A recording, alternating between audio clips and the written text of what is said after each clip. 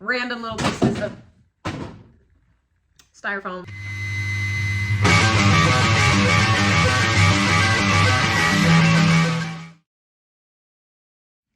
Hello everyone. I have decided we need a video on the internet about how to ship tarantulas. Today we are going from start to finish how you ship out a tarantula, because it's different depending on where you are, where you're shipping to, what type of tarantula you're dealing with. Most of the time, for just regular hobbyists, if you're shipping out a tarantula, it's most likely a mature male, which tend to be a little bit wacky because in nature, they're going to be out exploring in the open, looking for a female, and everything, snakes, birds, mammals, everything's going to be trying to kill them. People, a lot of times people will see them out wandering and think, big spider, must kill it. So the temperament of a mature male tends to be a little bit more crazy, for lack of a better term. And today we will be using Cocoa Puff, my Grandma Stole Polka Peas, as a beautiful model because he is very laid back. To ship out a tarantula, you really need to have your rehousing technique down, because this is not moving a tarantula from one enclosure to another. It is moving it into a very tight enclosed space. You have to get it like directly into those damp paper towels. It's kind of a different situation.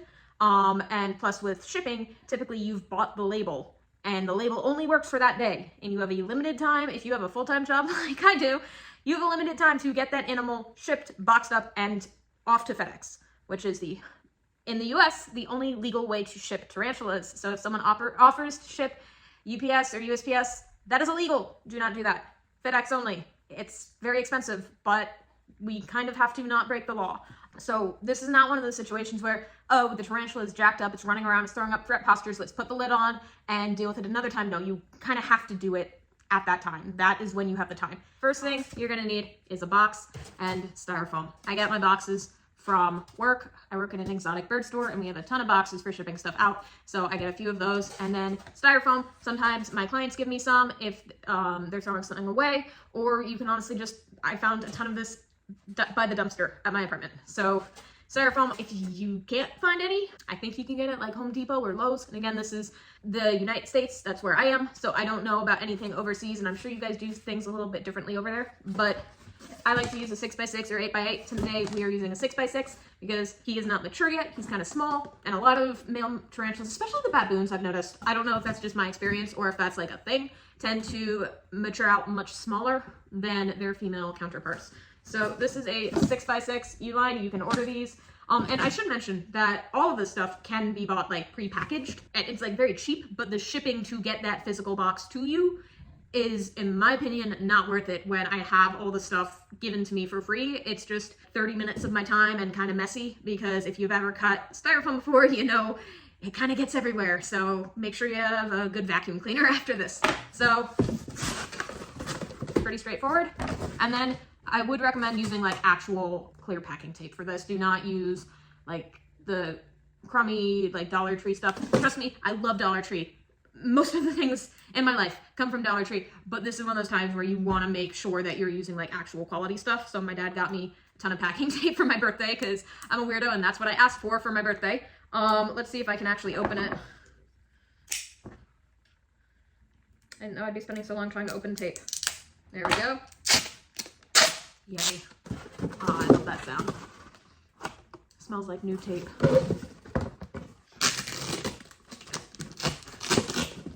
You're also gonna need scissors, or you can just tear it if you're a heathen. All right. Typically, what I do is I mark out where I'm gonna cut it, and then kind of go from there. So what I do is the bottom piece covers everything.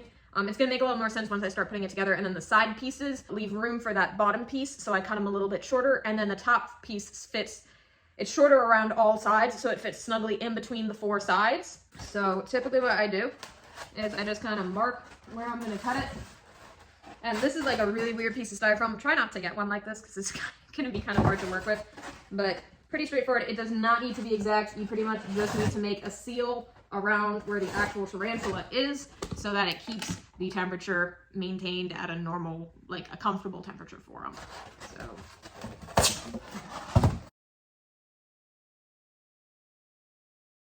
again, it does not have to be perfect. We are not professionals here. We are just trying to get our nails off to get laid, which probably could have been phrased a little bit better. But sometimes you'll have to make a few adjustments.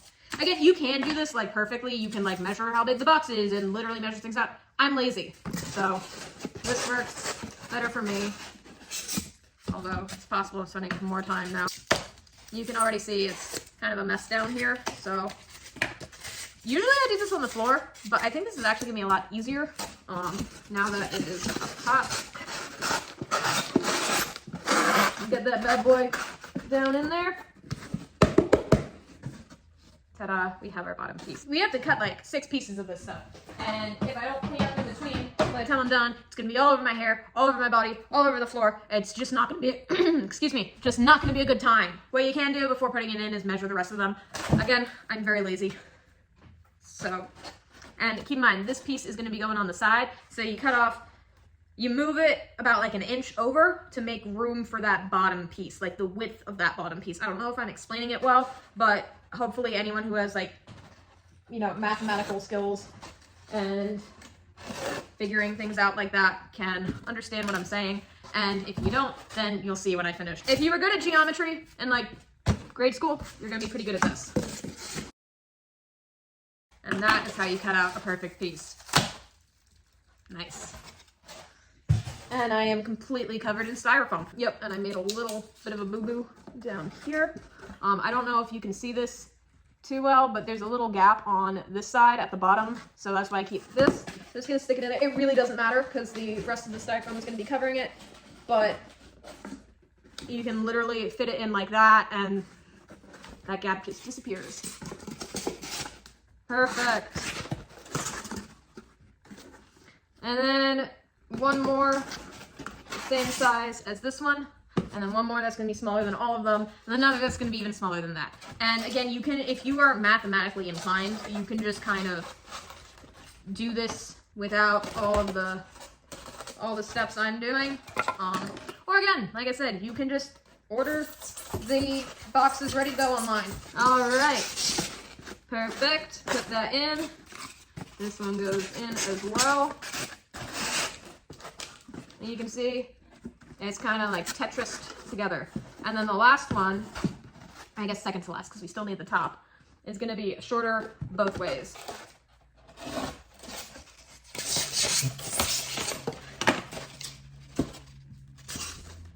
And the other thing with this, always cut a little bit bigger because you can always cut some off, but it's a little bit harder to add more. Perfect. There you have it. Took a very long time. Well, in the grand scheme of things, not long at all, but. And then this one. And this is the piece that goes on top. And this is where you'll be taping the heat pack or the cold pack.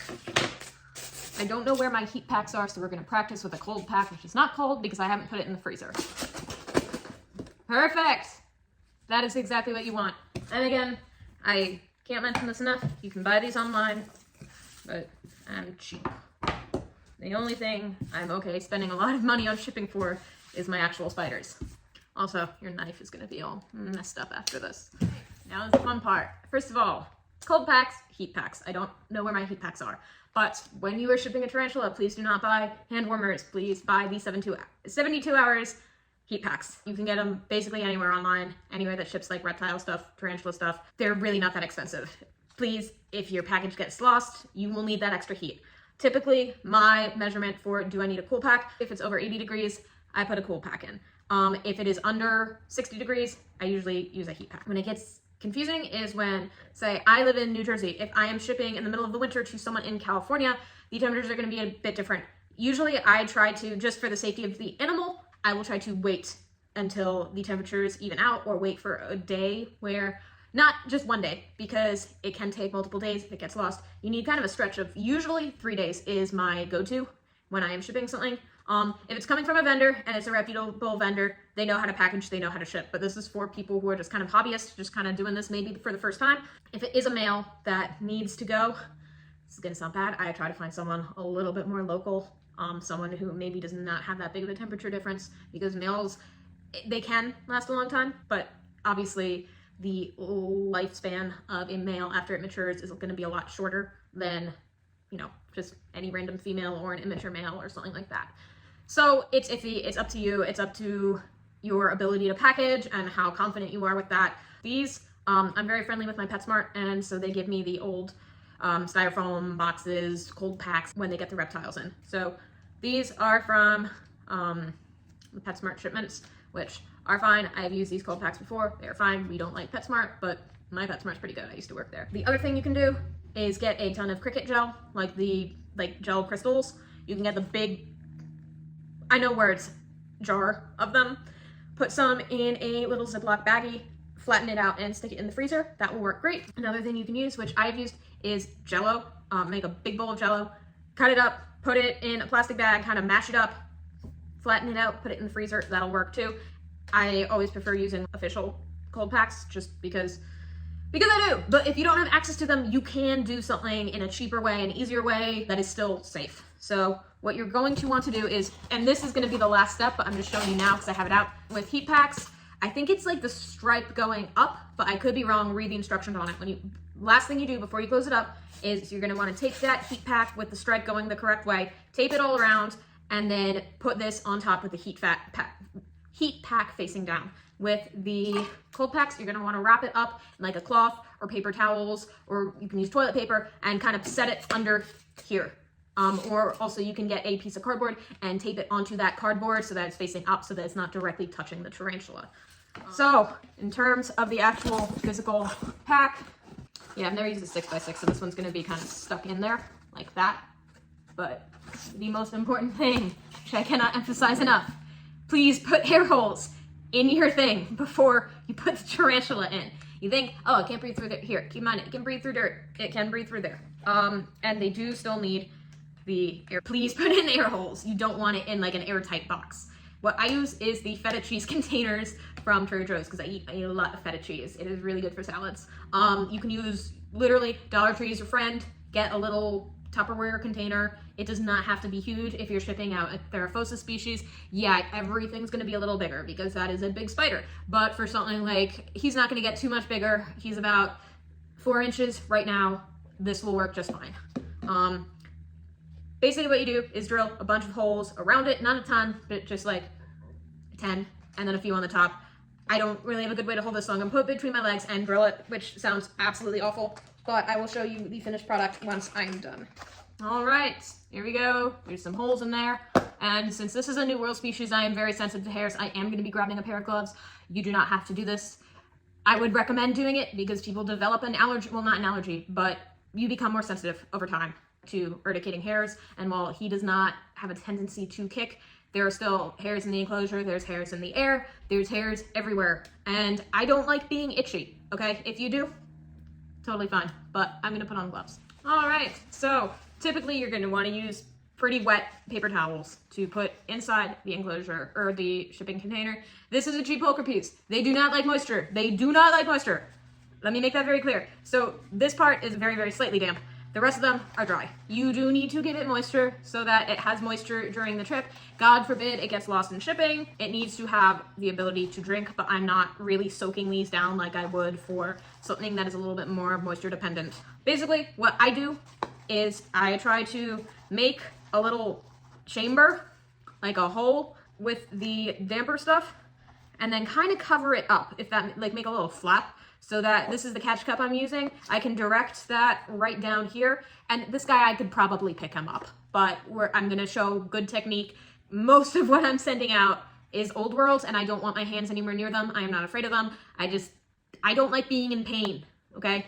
So I like to make a little hole in the paper towel so I can literally just encourage him right out the top of that catch cup. And he goes right in there. And this is really not going to be moving at all in this box, so I'm not super concerned about how much padding there is in here. And then the other thing you will need is crumpled up newspaper, which I will show you to kind of stuff this. Or if you have a lovebird, you can give them newspaper and they'll tear it up and you can use that. That's what I used to use. I want to make it clear, this is not a mature male. This is an immature male. It's a G. pulchripes, one of the friendliest species. So typically you're going to have a little more trouble than this if you're working with a mature male. You should be able to see him now, hopefully. I'm so sorry, buddy. I know I keep using you for practice everything, but you're just such a good boy. So I'm gonna get him. Hi, buddy. Oh, I feel so bad. Where's my paintbrush? Kind of get him to go into the catch cup. Oh, sweet baby. Oh, you're so well behaved. I'm sorry, I'm not trying to tear up your webbing. Your webbing is very beautiful. All right. Got him in here. Beautiful, beautiful boy he is. I love this spider. I'm not a huge fan of this genus. I'm not a huge fan of this species, but I am a huge fan of this particular boy. He's just such a good boy. And you can see he's not freaking out. He is not trying to be aggressive or even defensive. He just has his knees pulled up over his carapace. Like a kid, if I can't see you, you can't see me. That's basically what he's doing right now, being absolutely adorable. And this should make it quite easy. So what I'm gonna do, while he's stress posing, he's not going anywhere. Let me get this back in frame. Just take the lid off, put it right in there, and then gently. I don't want to get haired, which is why I'm pulling back. Come on, sweetie. I'm sorry for poking you in the butt. In you go. You're being such a good boy.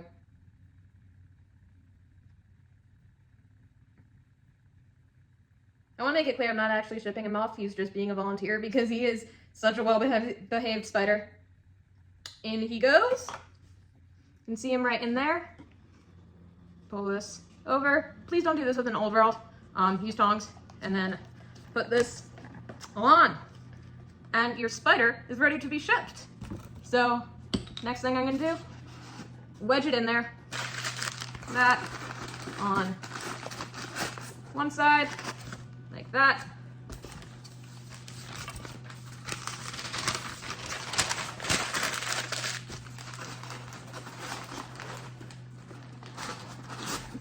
So now it's nice and snug in there. In this hypothetical situation, this should be frozen. But since I have not put it in the freezer, wrap it up. And I kind of misjudged this. The container's a little bit too big for me to get the lid on, but what you would want to do is put this here, put some padding on top of the container, padding being like shredded newspaper or whatever, and then you want to put this on, the cold pack, and then on top of that, you're going to want to put that top piece of styrofoam. Oops, put it in the wrong way. And again, I didn't think this through too well. I used a larger shipping container, so this is probably going to have to be used for a guy that's a little bit smaller, but what you do then, obviously, tape up the box. I'm not going to do it because I don't want to waste tape and I don't want to waste this box. Literally, the last step is just taping it up. And again, if you're using a heat pack, it's going to be a little bit different, but you're just going to want to tape it the correct way. Read the instructions on the heat pack. Let me get these off. He's not going to kick when I get him out because I'm just going to put him in there. But you're going to want to tape it to the actual piece of styrofoam, or you can use a piece of cardboard if that makes you more comfortable, and put it not touching the spider. You do not want it touching the spider. You do not want the cold pack touching the spider. You don't want them to get freezer burn or anything like that, overheat. So it's very important that you follow the directions. You wrap the cold pack and make sure it is not touching the spider. And then you're going to want to tape that shipping label on. Tape right all over this box. Live animal, fragile, live animal, this side up, like all around it. And you're going to want to tape that label to the top and bring it immediately to FedEx and ship off your, this is not a reptile, Charlotte, this is a tarantula. Ship off your tarantula. Thank you guys so much for watching. That is how you ship off a tarantula. Shout out to Cocoa Puff for being a fantastic model. And he's just like, why have you done this to me, mother? Aw, he's so perfect. I love that boy. And everyone else, looking beautiful, looking fantastic. Thank you guys so much for watching. I hope this was educational and informational, and anyone who just got a mature male and is like, I don't know what to do with this. I want him to get off and breed. I want him to do his thing, but I have no idea how to ship him. Hopefully this can be a resource for you guys. I do want to remind everyone that a mature male is a completely different animal from an immature male, a female, a sling.